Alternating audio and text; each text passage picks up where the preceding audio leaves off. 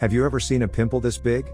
This girl had one right on her face. She decided to pop it, but it started getting bigger and bigger. Suddenly a hair pops out of the pimple, and when she touches it, it turns out to be alive. The year is 1968. In a small town called Mill Valley, everyone is getting ready for Halloween. A girl named Stella is on her way home. Stella is into horror stories and even writes some of them herself. She is contacted over the radio by her friends, Chuck and Augie. They are going to get revenge on their bully Tommy. They don't even know where this urge will lead them. They walk with a bag of candy and see Tommy's car. One of the hooligans snatches the bag of candy from Chuck on the fly, but when he unwraps it, all he finds is dirty underwear. As the car stops, they start throwing eggs at it.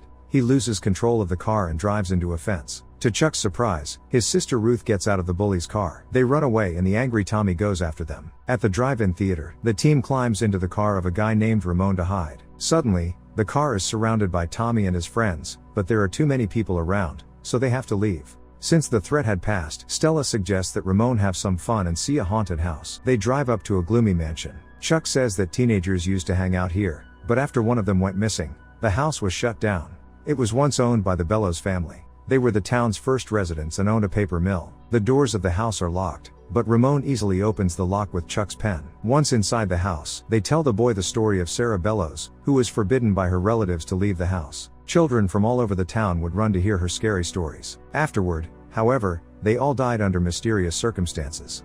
Before the townspeople got to the girl to get revenge, Sarah hanged herself with her hair. Legend has it that if you come to the house after midnight and ask her to tell the story, it will be the last story you ever hear. The atmosphere within the abandoned house is eerie. Behind a closet, Ramón finds a secret door. After walking through the hallway and opening another lock, Stella is surprised to discover that they have managed to get into the basement where Sarah Bellows lived. On a dusty shelf, the girl finds a book. It contains scary stories that Sarah wrote in her own blood. Suddenly they find out that Tommy had come to the house and locked them in the room. Ruth pleads with them to not lock them in since her brother was part of the group, but he ends up locking her in with them. Once inside, the girl becomes caught up in a web. While the boys are trying to get out, Stella whispers for Sarah Bellows to tell her a story. Strange gooey darkness envelops the walls of the house and opens the room, giving them a way out. They don't understand who opened the door. Once out of the house, Ramón is annoyed to learn that Tommy has wrecked his car. Stella offers him a place to sleep in her basement. Once in her room, Stella opens a book by Sarah Bellows and starts reading. She finds a story called Harold, which, judging by the fresh blood, was written recently. This alarms the girl. What scares her, even more, is that the story is about Tommy. Tommy arrives home and his disgruntled mother asks him to get some eggs from the chicken coop. The scarecrow watches him. The boy enters the coop and darkness descends over the building. As he walks past the scarecrow, Tommy punches him and calls him Harold. Walking past it again, in place of the scarecrow, the lad finds an empty pole. It makes him uncomfortable. As he walks on, Tommy encounters the scarecrow, who starts walking in his direction. Finding a pitchfork, he stabs the creature with it, but it takes it away from him and in turn, hits Tommy. After getting out of the field and trying to get to the house, Tommy is horrified to realize that hay begins to fall out of his mouth and that the skin on his hands and face becomes deformed. Tommy turns into a scarecrow. Stella shows the story to Chuck and Augie and relates it to the fact that Tommy didn't come to school today. When they arrive at the cornfield, they see the scarecrow in Tommy's clothes. In fact, the girl believes that the story is described as a true story, but Ramón doesn't believe her. Stella decides the book is dangerous, so she returns it to Sarah Bellows' room. Ruth discovers a large pimple on her face that looks like a bite. Ramón comes to Stella's room and after a few minutes, she finds him reading the book of Sarah's scary stories he found on the table. She doesn't understand how this is possible, since she returned the book to its original location. After opening the book to a random page, they are horrified to see a story called The Big Joe begin to be written before their very eyes. Stella, terrified, tears out the pages, but the story continues to be written. She is shocked to find out that the main character in the story is Augie. Augie finds a stew in the refrigerator and intends to eat it for dinner. Stella tries to tell him not to eat anything, but the boy ignores her. Suddenly he eats something from the pot and pulls it out of his mouth and it turns out to be a thumb. He hears a voice ask, "Who took my thumb?" Augie runs away and locks himself in his room. A dead, rotting woman walks in with no thumb on her foot. Hearing her approach, the boy hides under the bed.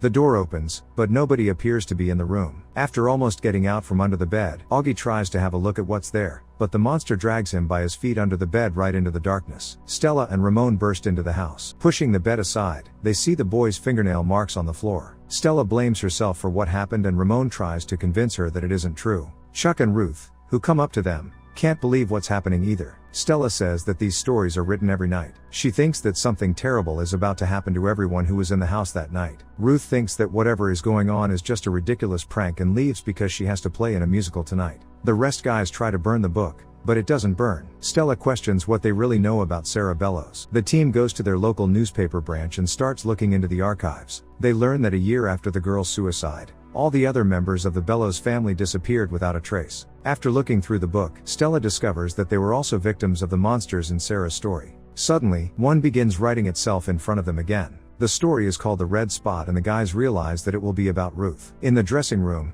she tries to cover up a creepy pimple, but it doesn't work. Going into the restroom, Ruth is horrified to see that it has grown even larger. Darkness thickens in the corners of the room. She sees something moving inside the pimple. Meanwhile, the team is running around the school looking for Ruth. The pimple bursts and spiders start climbing out from inside. Ruth screams and the bathroom light goes out. The kids find Ruth, who is gone crazy with fear. Stella sees a clot of darkness in the corner. When Ruth is taken to the hospital, the girl says she saw Sarah watching what was happening. Chuck is horrified to report that they are next. The next day, the team goes to the nursing home to visit Lulu, who worked as a maid at the Bellows house.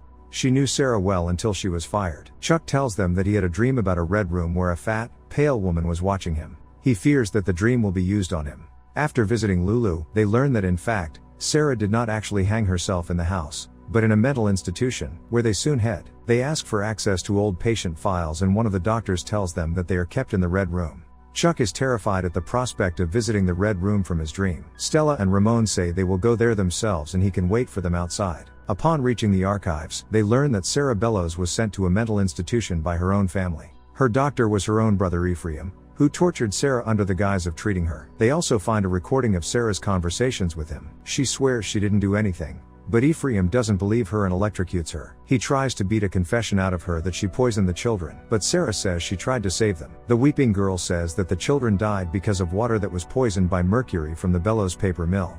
Suddenly her voice becomes angry and she begins to talk about Chuck, who had a dream about the red room. Opening the book, Stella sees the story appear verbatim on paper. Chuck takes the elevator to the roof and reaches the other wing. He finds himself in an empty white hallway. Suddenly a siren sounds and red lights illuminate the hallway. A black shadow crawls along the wall. At the end of the hallway, Chuck sees a bloated, pale woman. He tries to run away from her, but she appears at the other end of the corridor. Soon Chuck sees her coming at him from every direction. She reaches him, hugs him, and engulfs him in herself. Stella and Ramón run into the hallway. On the floor, they find a pen, all that is left of Chuck. The frightened kids tell the sheriff everything that had happened, but he doesn't believe them. What's more, they leave Stella and Ramón at the station. As night falls, the sheriff sees that there is a new story in the book. He goes to Stella and Ramón to find out how they did it when suddenly the lights go out at the station. Stella screams that if there is a new story in the book, they are all going to die. Ramón comes to the conclusion that it is his turn. A smiling head falls out of the chimney, followed by other body parts. In front of the astonished sheriff, the monster collects itself and twists his neck. The creature throws the sheriff's corpse toward the cages where Stella and Ramón are being held. The monster tries to get to Ramón, but Stella manages to remove the keys from the sheriff's belt and sets them free. Stella runs to the Bellows house, and Ramón gets behind the wheel of a police car to detain and distract the monster. After the chase, he drives into a truck, trapping the monster between the hoods. It breaks free,